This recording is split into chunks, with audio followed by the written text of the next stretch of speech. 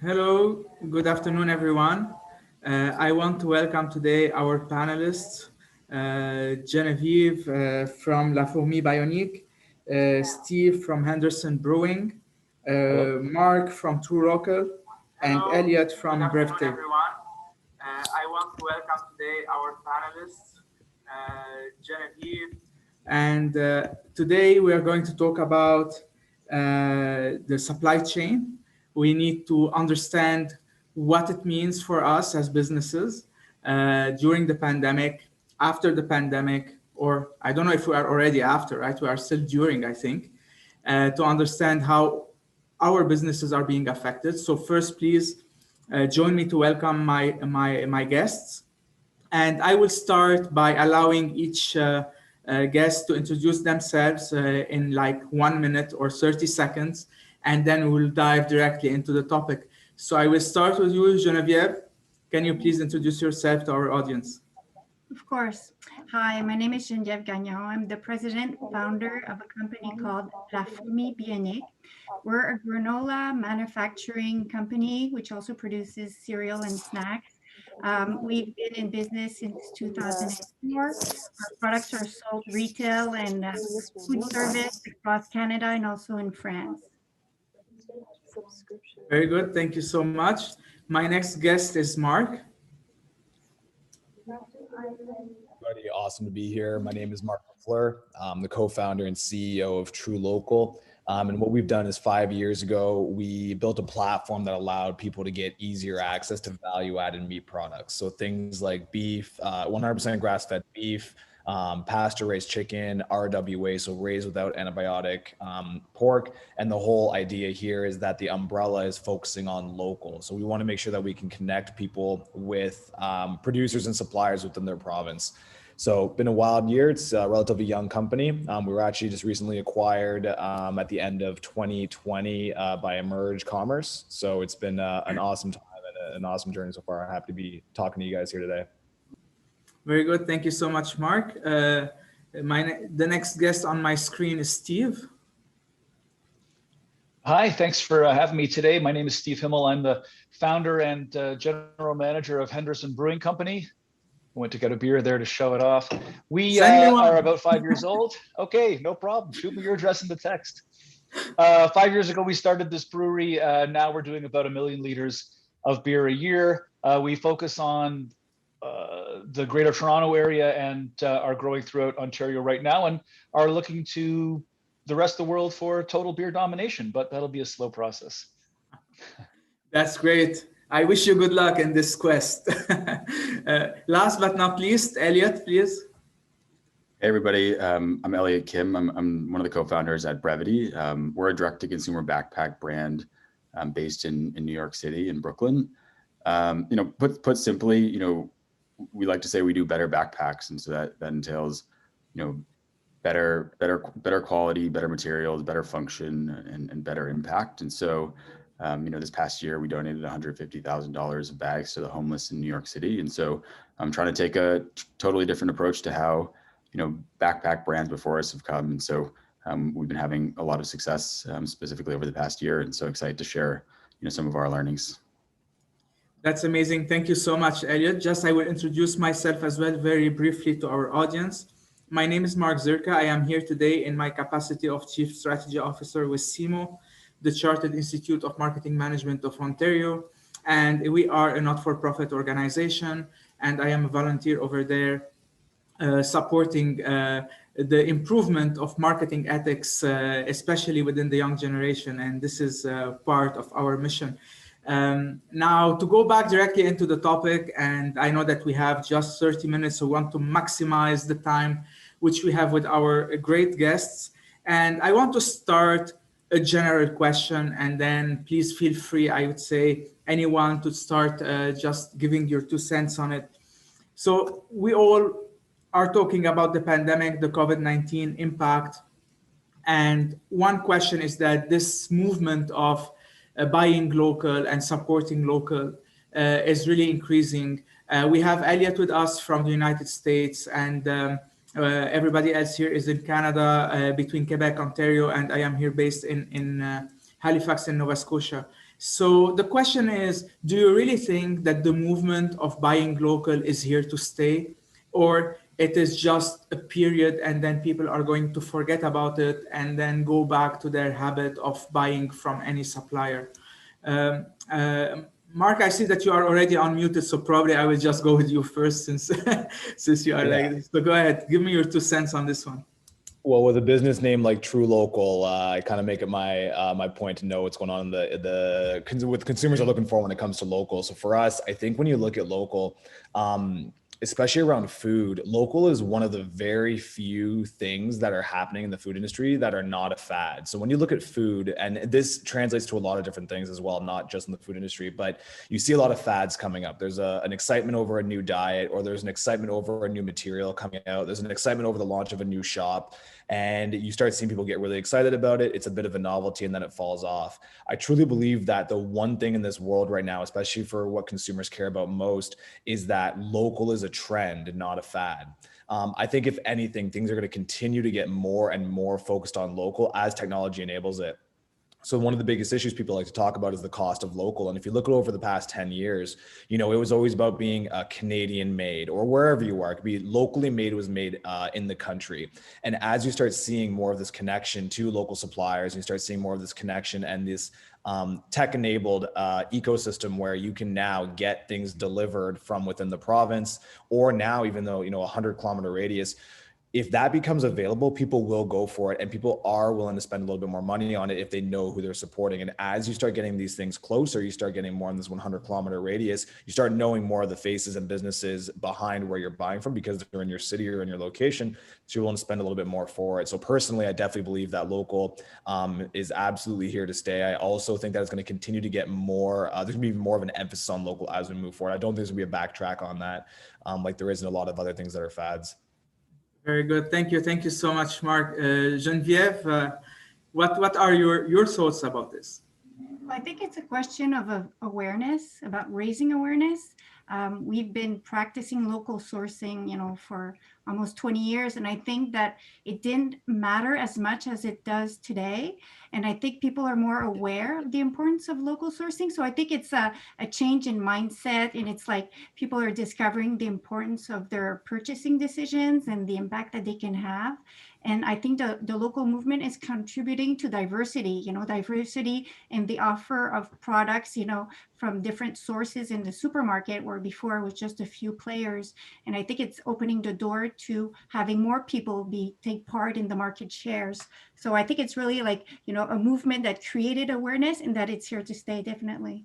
Oh, that's great. While preparing for this webinar, we had a discussion, and I want to hear now from Elliot and Steve, because we just went into some other discussion as well when we talked about, like Elliot was saying, how can I compete against the $20 backpack coming from a different country? And then Steve also had some other issues in the supply chain, in the aluminum. So we're going to talk about it, and then how sometimes we cannot even support really local because maybe it doesn't exist as a supplier. So Elliot, can you just tell us a little bit about how you're seeing this local movement affecting your business and your industry?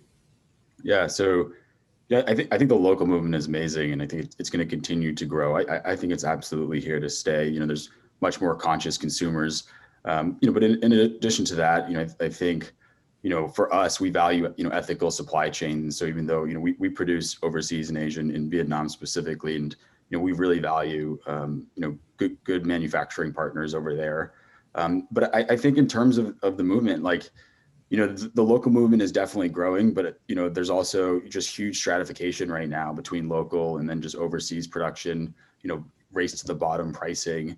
Obviously Amazon has become, bigger than ever before. And, that's obviously, low cost items. So I think a lot of it has to do with just continuing to inform consumers about the importance of ethical supply chains, local production and purchasing, and then just, empowering people economically in local communities to be able to make those decisions, to purchase local more ethically.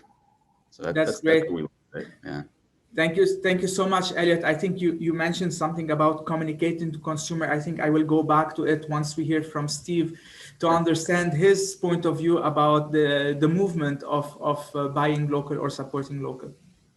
Well, I want to agree with the rest of the panel thus far. I think that local is not a fad. Local is here to stay. And I can think specifically back to diet products, which were considered a fad in the 70s. But now every category offers a diet version of itself. And it's part of the choices that consumers have come to expect. The same could be true for organic or non-GMO, which was a big thing in the 2000s. And now people want, the consumer wants the organic choice. The same is true of local now. I think any consumer in virtually any category is going to look at the choices presented to them and expect a local choice. Will they always choose local? I don't think they will. But I think that, as Geneviève said, we need to educate them more about the value of local, and local is definitely here to stay. You know, for us in the beer business, of course, we are relying on local. My product costs 50% or 30% more than a great product that comes from Europe. And I need a consumer who values local. But in the B2B side of things, you know, local is incredibly challenging. In our supply chain, we have to rely, and I guess this is true in the backpack business too, you can't rely just on local, and you can't source your raw goods just locally. You do need to work in a global environment, not only for the cost and quality of your product, but simply for availability. You need to have as many routes open in your supply chain to make sure that you can produce your end product. And there, I think local remains much more of just an option rather than a necessity or something that consumers would look for as adding value.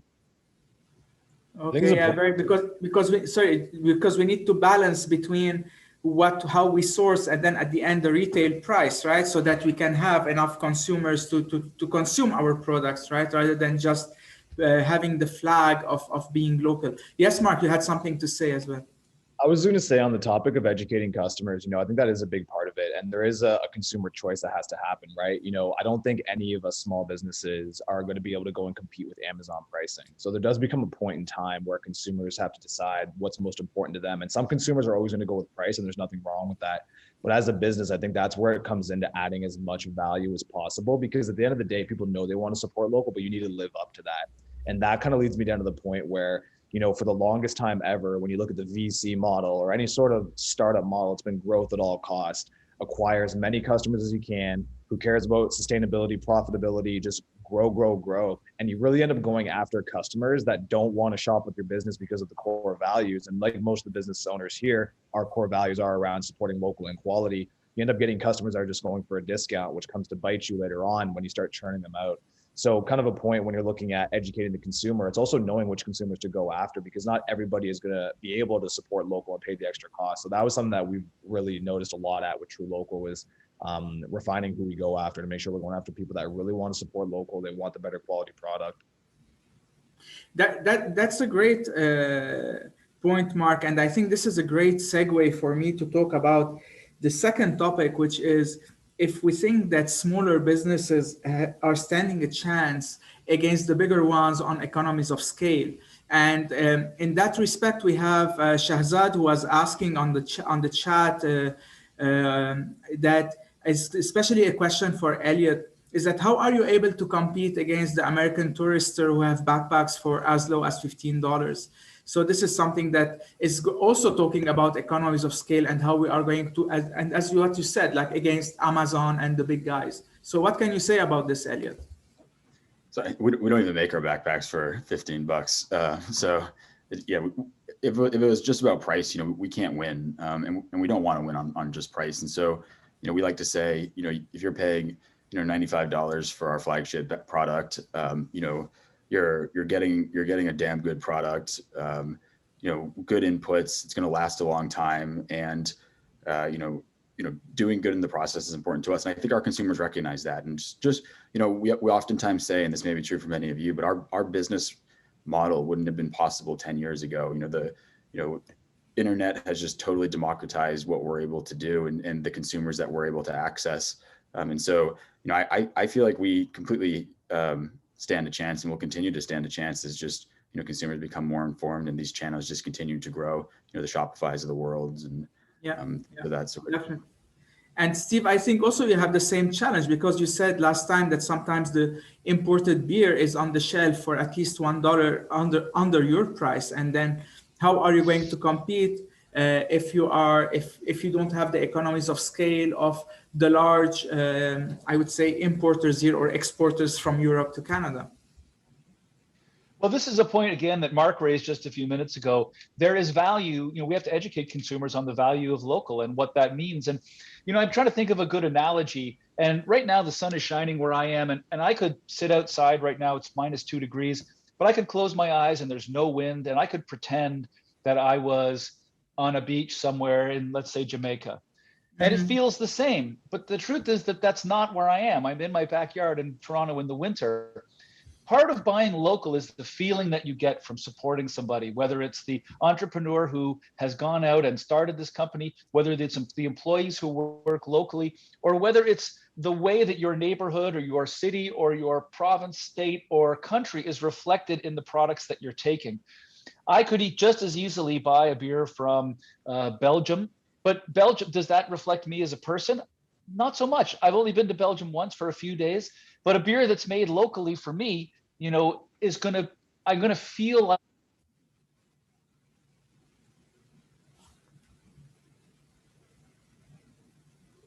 the product was made and how it gets used. Sorry, did you lose me there? Yeah, we lost the sound. We are still losing your sound.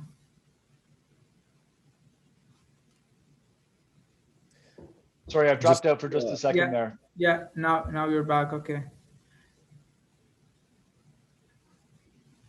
Sorry, all I was saying there, just to wrap up, is that simply speaking, that there is value that's beyond what the product delivers, and that is in the experience of using the product. You know, for example, if I buy a backpack for $95 when I could get one for $15, but I know that that company supports other people in my community, I'm going to feel better about using that product. I'm going to value that product more. I'm not going to want to leave it on the bus one day or throw it in a bin. I'm going to take more care of it. I'm going to cherish it. It may be something I even hand down to a friend or a kid one day. There's all this intrinsic value, and I think that's part of local. Now, again, to Marc's point, you know, if you're buying local produce, local meat, you expect. We are losing you, Steve. So I have to move on. Geneviève, I want to hear a little bit from you. Sorry, Steve, just until you fix your technology. So what do you think about this kind of economies of scale? You know that you've been in business for a long time and you were able to scale up, but how can you maximize this compared to the non-local, I would say, big brands against whom you are competing? Well, I mean, I think the whole irony of these discussions is that back 20 years ago, we had to give credibility to the company and not seem so small when we were talking to retailers. And today, the smaller you seem, well, the more attractive you might be to consumers which are looking for local. So we're kind of in an uncomfortable chair because we do produce a certain quantity of product now. And now we're like, too big to be considered a small player and too small to have the strength of the marketing power of the bigger players. So we're expected to provide really high value, which means organic, fair trade, local, artisanal process. And that remains our roots, and that's what customers expect. But yet we need to compete in the very competitive cereal aisle. And I mean, since we started the bagged cereal and the higher quality cereal, it's really expanded. And basically, we've had to become a high performing manufacturer. Like that's the only way out. It was, to buy equipment and get better and better at producing the product while keeping our artisanal signature. So it's like, you can't be too big. You can't look too small. It's like, it's an uncomfortable space, but you do have to build the volume. There's no way around it. You have to build the volume. You have to take shelf space. You have to market, and otherwise you will be swallowed alive in this industry. That's for sure. Yeah, definitely. And you touch a very interesting point, is that we are learning to become more efficient at cost management, right? So that so that we are able to keep a healthy margin against the bigger guys and still be able to compete in the market. So, you know, we still have 10 minutes, so I am trying to manage as much as possible our short time, because we know that we have a great discussion. And we have a couple of questions from the audience. So Paul King is asking, for retailers that have dedicated space for local, how best to reach and connect with local producers? So maybe Marc, you can also talk about this, because you are really truLOCAL. You are sourcing all the meat from local producers across different provinces. So can you just give us a few hints for Paul, for example? Our business on a daily basis is reaching out to producers, suppliers, butchers within within the province. So we deal with this on a regular basis. You got to treat them like business owners. You know, they want to find opportunities. They want to grow their business, and especially when they want to get their name out there. Local producers tend to be more artisanal. So they take a lot of pride in what goes into their products. So they want to make sure their brand is well taken care of. And that's something that I can relate to across the board, and probably everyone listening to this can. If you're reaching out to these individuals and you don't treat them like they have a strong brand that you're going to take care of when you put it on your shelf or put it in a proper position, they're going to go somewhere else, because they know that they're not going to get into the giant grocery stores. So with the places that they do work with, they want to make sure they have proper shelf space. The brand is being portrayed with other brands that match their values as well. So you can't have a local brand with value X and then have another brand that's completely contradictory. Once again, I couldn't give examples to exactly what would be the difference there, but long story short, they want to be in similar locations with similar brands. So to me, if you want to be working with local producers and local suppliers, understand that they're small, they're working very, very hard to make sure that their brand is represented in a specific type of way. And if you can show that to them, you're going to have a way better chance of being able to work with them. And of course, they're going to have some of the best products. So that would be my number one recommendation. Very good. Thank you so much, Marc. Then I will just direct another question on the Matthew is asking, on the reverse, how do you support local on the vendor side? How do you ensure the local movement is true to its word throughout the company? So I think anyone, Steve, Elliot, Geneviève can answer to this. Who would want to take this question? I'll take a quick stab at it. It's Go very ahead. challenging, actually, to support that way. Oftentimes, you know, when we're selling an end product to a consumer, it's easier to communicate the value of local, but sometimes in a B2B arrangement, it is more difficult to make local choices, not just for cost, but oftentimes for consistency of product or other things that get in the way. We have struggled to find local providers for a lot of the ingredients that we end up using, and struggle to have vendors that are local.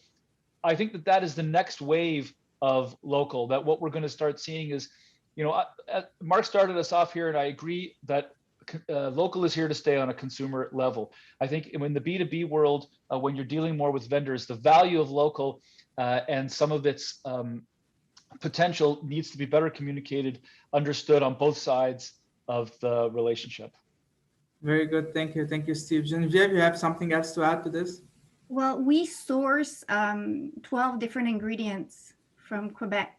So we're very versed in sourcing locally, and we actually present which ingredients are local on our packaging, which is something that we're the first to ever have done. So that's how we commit to our local sourcing, and our values and our employees and the core mission of the company is around this local approach of sourcing products. But it does create a challenge, and sometimes, I mean, over the years we've had to upgrade the honey supplier because we were too big for them, and then we had to change and go towards co-ops. But we've always been able to surmount the challenge and work with our suppliers to secure the purchases that we were planning on doing yearly after year.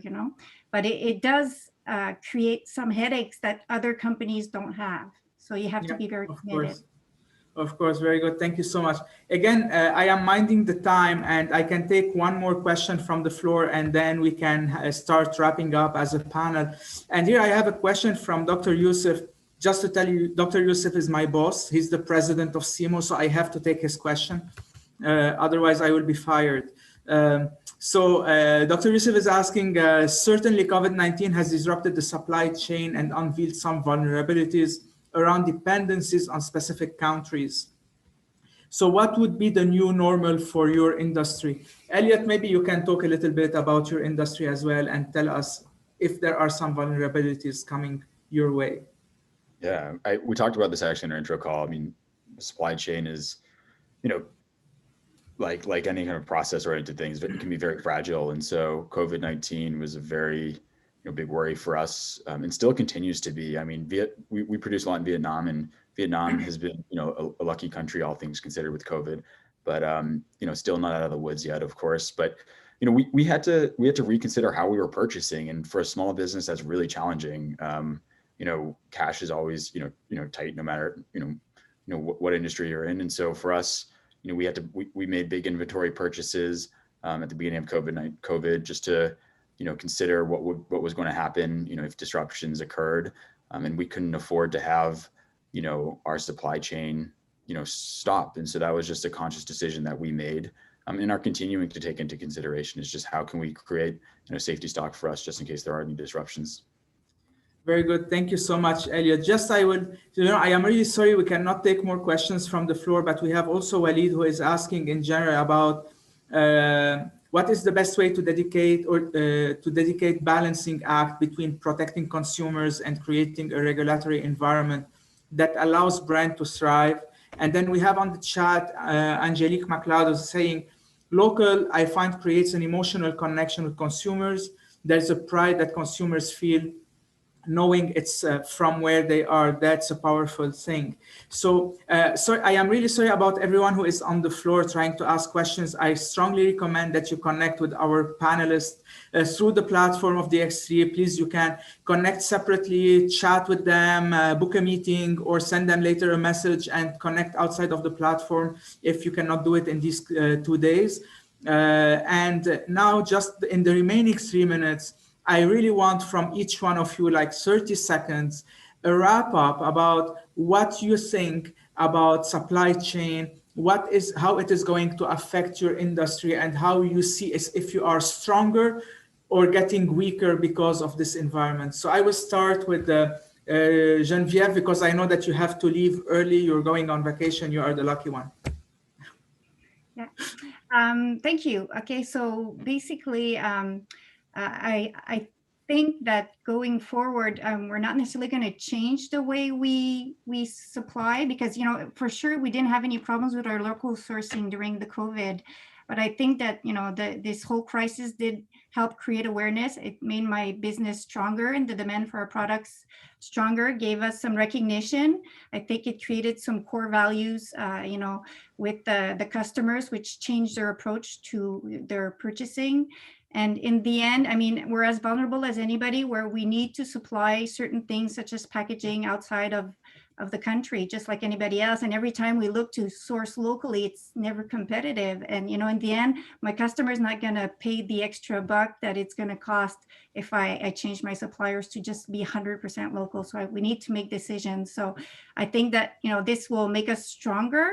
I think that the floor is open for success for small businesses right now, and you need to seize the opportunity. Thank you so much.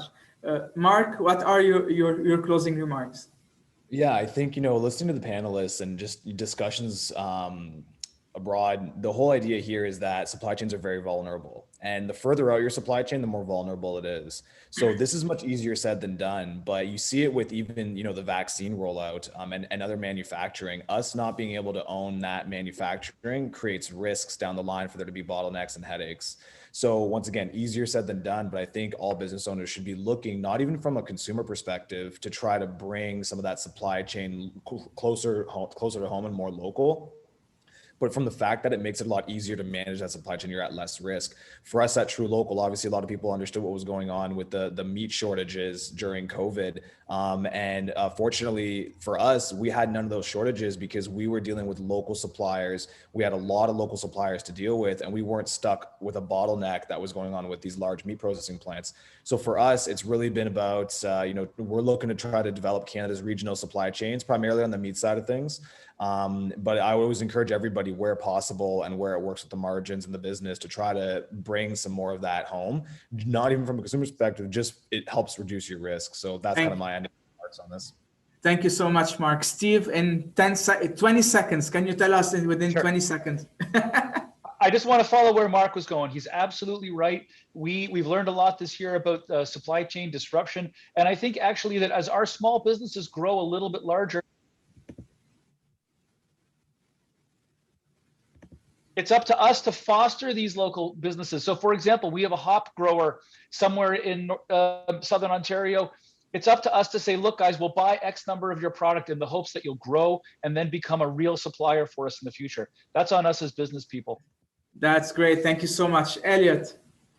Yeah, I mean, the last thing I'll say is, demand creates competition. And, I think the more that consumers demand, local or ethical supply chains and supply processes, I think the more we'll see of it. And the more, just more prevalent it'll become for people and accessible for companies. And we've explored, going local. It hasn't been viable for us, but, maybe in the future, as local becomes more prevalent, that could be a viable option. That's amazing. So if I want to summarize our discussion, we understood that buying local and being local is here to stay. However, from a producer side, it's never easy to be 100% local, right? It's bringing lots of challenges, lots of probably hurdles to the business. So maybe we need to still juggle between how much of my production or my sourcing is local and how much the remaining is still international or not local, until we find the right balance and we remain competitive in the market. So with this, I want to thank you all for your presence. Geneviève from Fourmi Bionique, Steve from Henderson Brewery, Marc from truLOCAL, and Elliot from Brevitē. So thank you so much for your invaluable insights and for your great comments. And I really had the honor to be with you. You are all amazing business people. When we had the preparation session, we had lots of discussions, and I really enjoyed talking to each one of you. You bring lots of value. Please, anyone who is listening to this, and if you know anyone who didn't listen to this discussion, tell them to reach out to my panelists because they are amazing. They will be able to help you no matter what. They have great insights. So thank you so much once again, and enjoy the remaining of your day. And Geneviève, enjoy your vacation. We envy you. Thank you so much, and goodbye. Thank you.